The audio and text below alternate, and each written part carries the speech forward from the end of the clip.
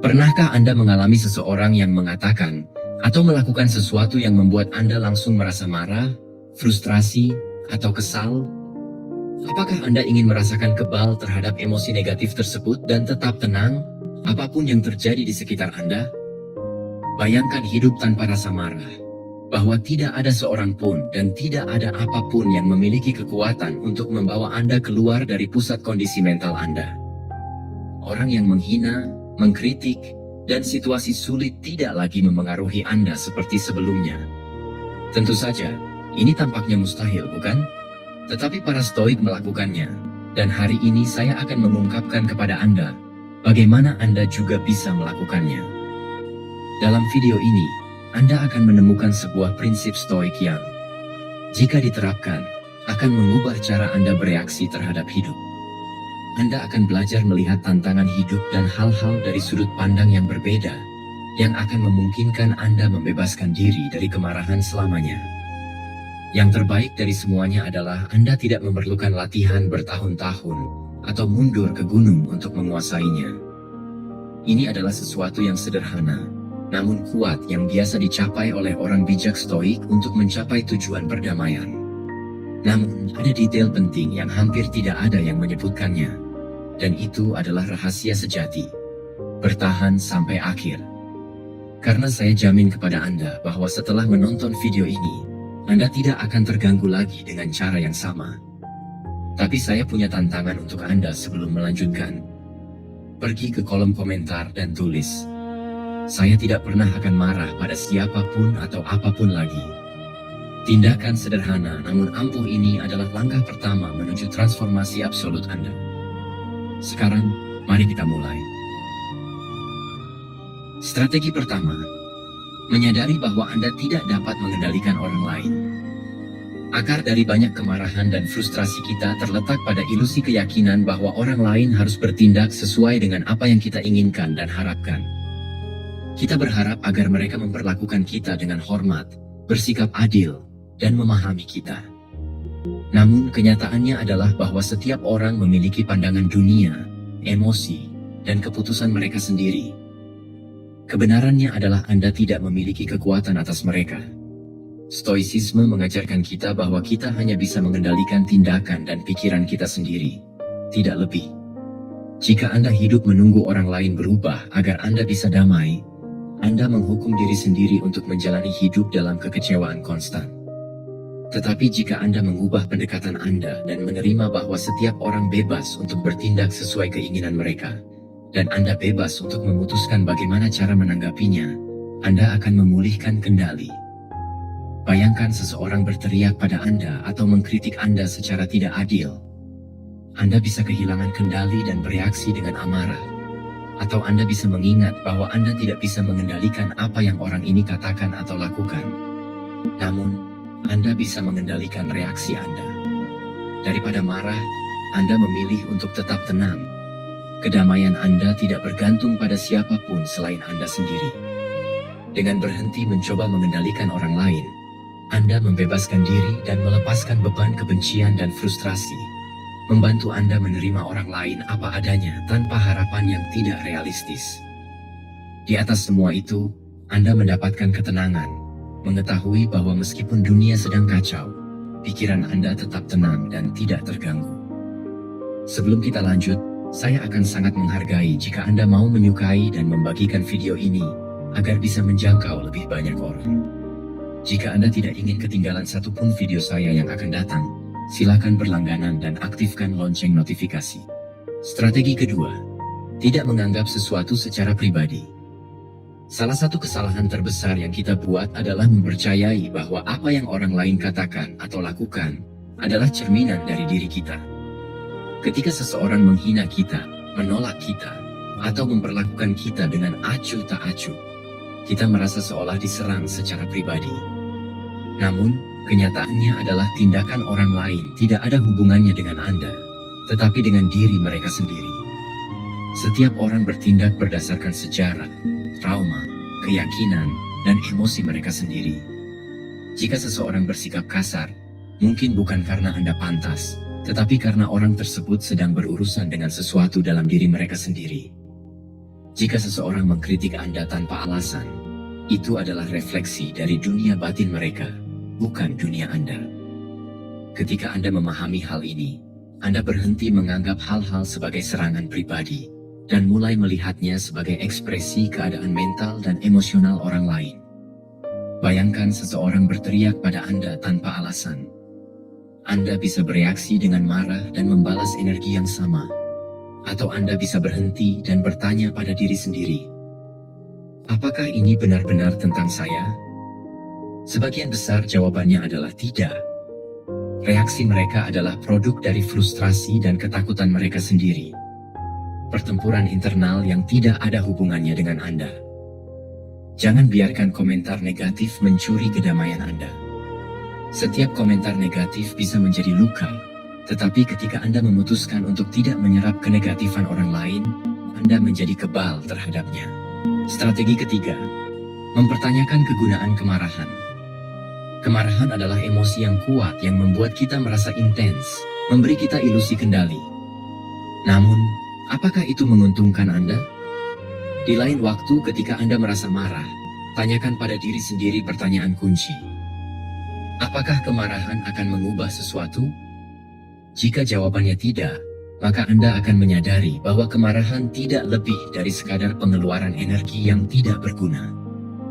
Pikirkan berapa kali Anda marah tentang sesuatu, dan setelah beberapa saat Anda menyadari itu tidak sepadan.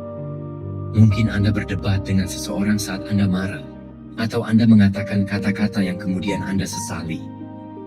Pada akhirnya, tidak ada yang berubah kecuali tingkat stres Anda.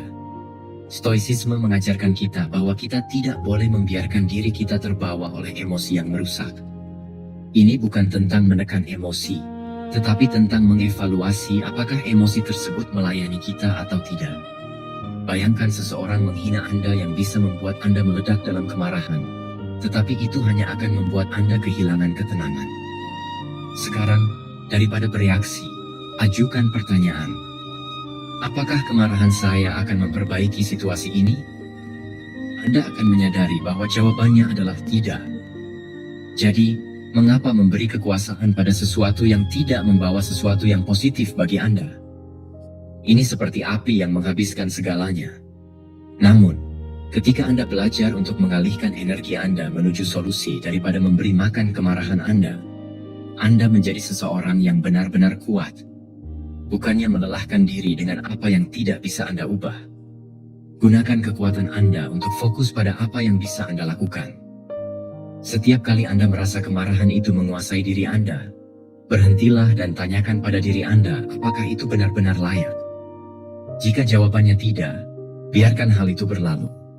Kedamaian Anda lebih berharga daripada setiap dorongan sesaat.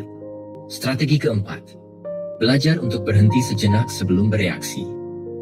Perbedaan antara seseorang yang membiarkan dirinya didominasi oleh emosi dan seseorang yang mengendalikannya adalah detail sederhana. Jeda sebelum bereaksi. Kemarahan adalah impulsif yang mendorong Anda untuk bertindak tanpa berpikir, atau berkata-kata yang kemudian kita sesali, membuat keputusan yang hanya membuat situasi menjadi lebih buruk. Namun ketika Anda belajar untuk berhenti, Anda mendapatkan kekuatan untuk memutuskan bagaimana merespons. Jika ada sesuatu yang mengganggu Anda, jangan langsung bereaksi. Segera ambil napas dalam-dalam dan hitung sampai 10 jika perlu. Yang terpenting, perhatikan emosi Anda tanpa membiarkannya mengendalikan Anda. Tanyakan pada diri Anda, apakah ini benar-benar sepadan dengan waktu saya?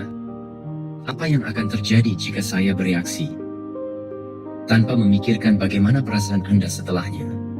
Sebagian besar waktu, ketika Anda memberi diri Anda jeda kecil, Anda menyadari bahwa situasinya tidak seserius yang terlihat di tengah panasnya suasana. Para Stoik menyebut ini sebagai praktik pengendalian diri. Epictetus mengatakan bahwa bukan fakta yang mengganggu kita, tetapi interpretasi kita.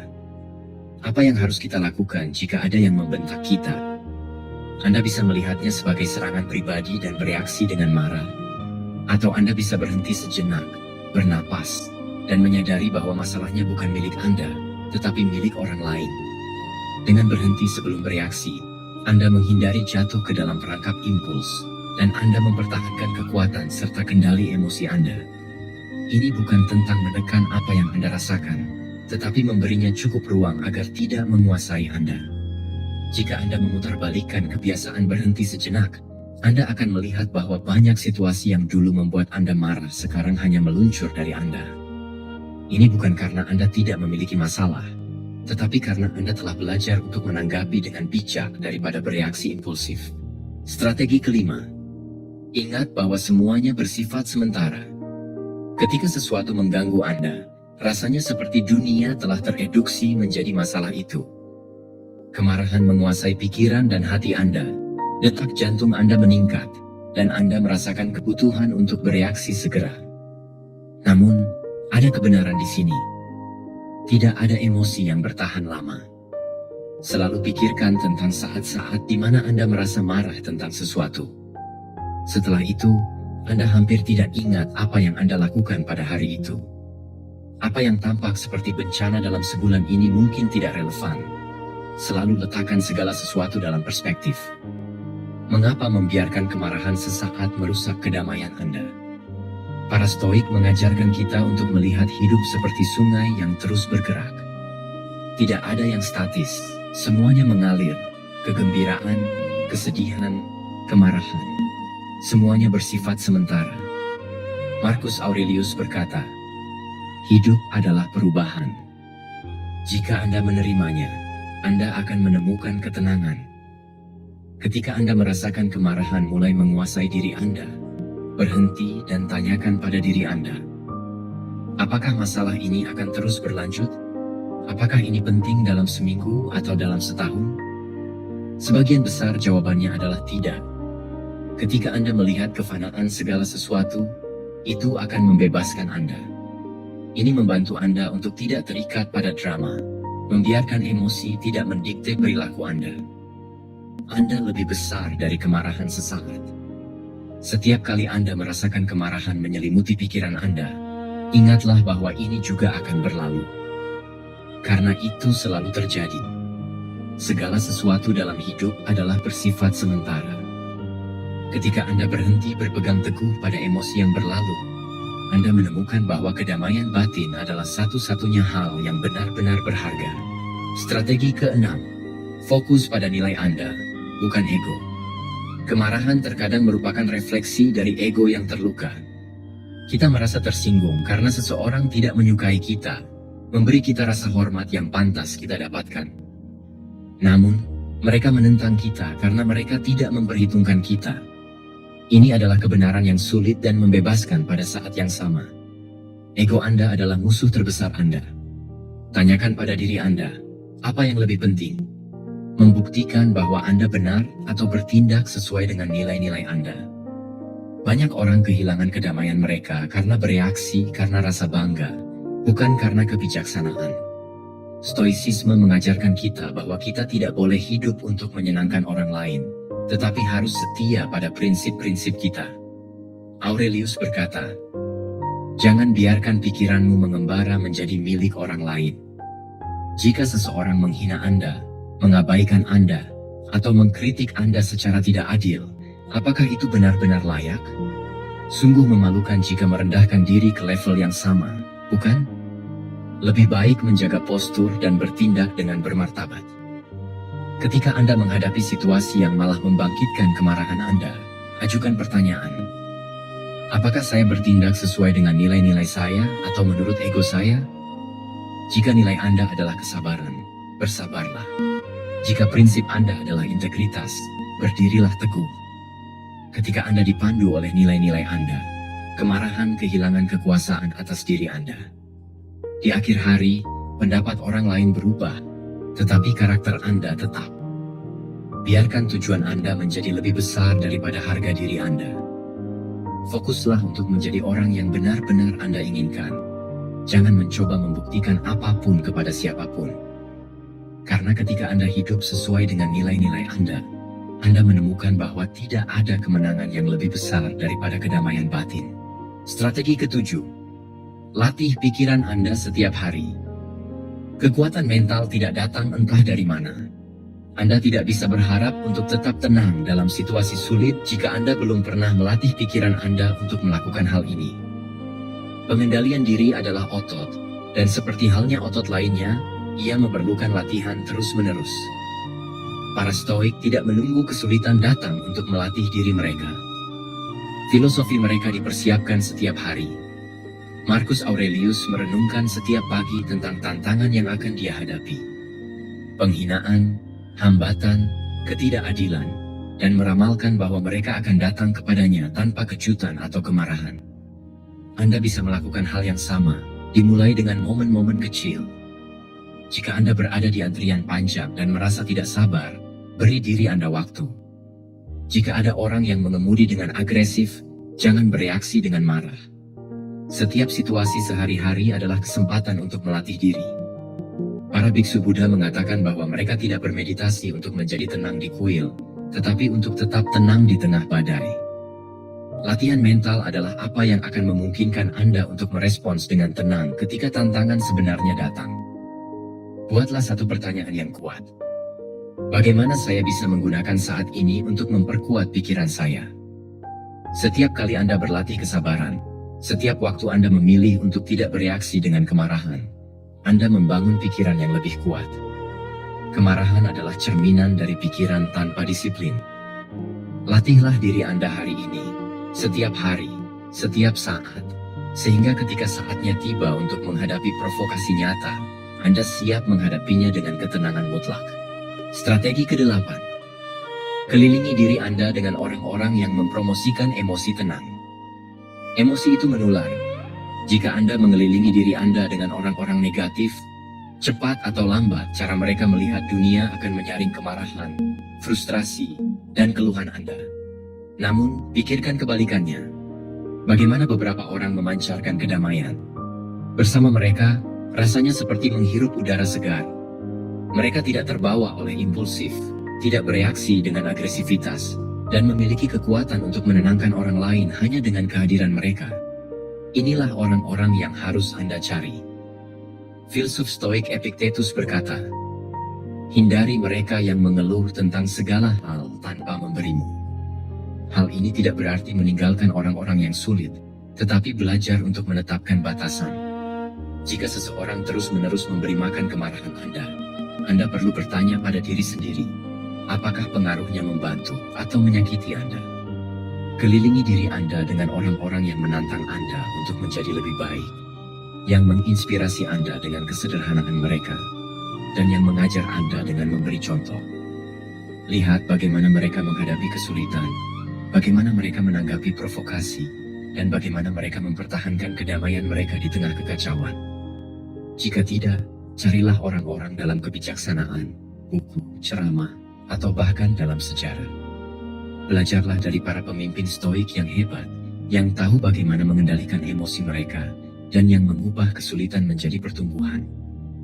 Pada akhirnya, Anda menjadi refleksi orang-orang di sekitar Anda. Jika Anda ingin menjadi orang yang tenang, kelilingi diri Anda dengan orang-orang yang sudah mengembangkan hal itu. Strategi ke-9. Gunakan humor sebagai alat pelucutan senjata. Humor adalah salah satu senjata paling ampuh yang Anda miliki untuk menghindari jatuh ke dalam kemarahan dan frustrasi. Alih-alih bereaksi dengan marah terhadap komentar atau situasi sulit, mengapa tidak memilih untuk menertawakan kehidupan yang tampaknya menguji Anda? Stoicisme mengajarkan kita bahwa reaksi berada di bawah kendali kita, dan humor bisa menjadi kunci untuk melembutkan apa yang seharusnya menjadi badai emosional. Bayangkan seseorang mengkritik Anda atau mengganggu Anda dengan cara tertentu. Respon langsung bisa menjadi kemarahan atau kebencian. Namun, jika Anda memutuskan untuk melihat situasi dari perspektif yang lebih ringan, Anda bisa menertawakan betapa absurdnya hal itu. Ini bukan undangan untuk merendahkan nilai Anda atau perasaan Anda, tetapi untuk menyadari bahwa tidak ada yang dalam hidup ini harus dianggap serius. Tertawa tidak hanya mengurangi ketegangan, tetapi juga memungkinkan Anda untuk tetap tenang dan memiliki kejernihan mental di saat kekacauan. Stoicisme meminta kita untuk tidak mengambil kesulitan secara pribadi. Dengan menggunakan humor, kita mengubah apa yang bisa menjadi serangan menjadi kesempatan untuk mempertahankan kedamaian batin. menertawakan diri sendiri, bahkan di saat-saat canggung, menunjukkan kekuatan mental yang hebat, dan merupakan pengingat bahwa Anda tidak didefinisikan oleh apa yang orang lain pikirkan atau katakan, tetapi oleh bagaimana Anda memilih untuk menanggapinya. Menggunakan humor sebagai alat pelucutan senjata, tidak hanya membantu Anda menjaga ketenangan, tetapi juga dapat melembutkan hubungan dengan orang lain, mengubah situasi menantang menjadi kesempatan untuk menunjukkan jati diri Anda yang sebenarnya. Strategi ke-10. Praktikkan detasemen emosional. Salah satu pemicu terbesar kemarahan adalah keterikatan kita pada harapan dan hasil. Kita sering berharap agar segala sesuatunya berjalan sesuai rencana. Namun, kehidupan memiliki sifat yang tidak terduga dan jarang mengikuti jalan yang kita bayangkan. Ketika kita terlalu erat berpegang pada sesuatu, kita menjadi rentan terhadap frustrasi dan kemarahan ketika hal-hal tidak berjalan sesuai keinginan kita. Detasemen emosional bukan berarti ketidakpedulian, tetapi pemahaman bahwa tidak ada yang bisa kita kendalikan. Ini mengajarkan kita untuk menjadi tuan atas diri kita sendiri. Latihan merespons tanpa emosi adalah belajar untuk melepaskan kontrol atas hal-hal yang tidak dapat kita kendalikan dan menerima ketidakkekalan. Bayangkan Anda telah merencanakan hari yang sempurna. Semuanya terorganisir dan tampaknya sempurna. Tetapi tiba-tiba ada sesuatu yang salah. Jika Anda berpegang teguh pada keinginan agar semuanya berjalan sesuai rencana, penyimpangan kecil akan membuat Anda kehilangan ketenangan. Namun, jika Anda berlatih melepaskan, Anda akan memahami bahwa hidup memiliki ritmenya sendiri, dan terkadang hal-hal yang tak terduga tidak terjadi. Mereka bukan musuh, tetapi peluang untuk menyesuaikan diri. Melepaskan memberi Anda kebebasan untuk mengalami hidup tanpa terseret oleh setiap emosi negatif. Anda akan memiliki hubungan yang lebih sehat dengan harapan. Ini bukan tentang tidak mengharapkan apapun, tetapi tidak bergantung pada hasil untuk menjaga kedamaian Anda. Ketika Anda belajar melepaskan kendali atas hal-hal yang tidak bisa Anda ubah, Anda akan menemukan ketenangan yang mendalam dan kemampuan untuk menangani rintangan apapun tanpa kehilangan ketenangan. Strategi ke-11. Perhatikan pikiran Anda sebelum bertindak. Kemarahan muncul ketika kita bereaksi tanpa berpikir, dipandu oleh dorongan langsung. Stoicisme mengundang kita untuk mundur selangkah dan mengamati pikiran kita sebelum bertindak.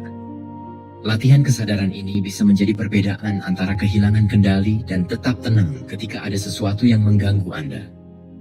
Mudah terjebak dalam perangkap reaksi otomatis.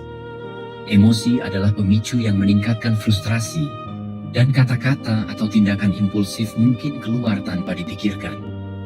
Namun, jika Anda mengambil sejenak untuk merenung sebelum bereaksi, Anda akan dapat mengidentifikasi apakah apa yang Anda pikirkan benar-benar memiliki dasar, atau hanya sebuah respon impulsif.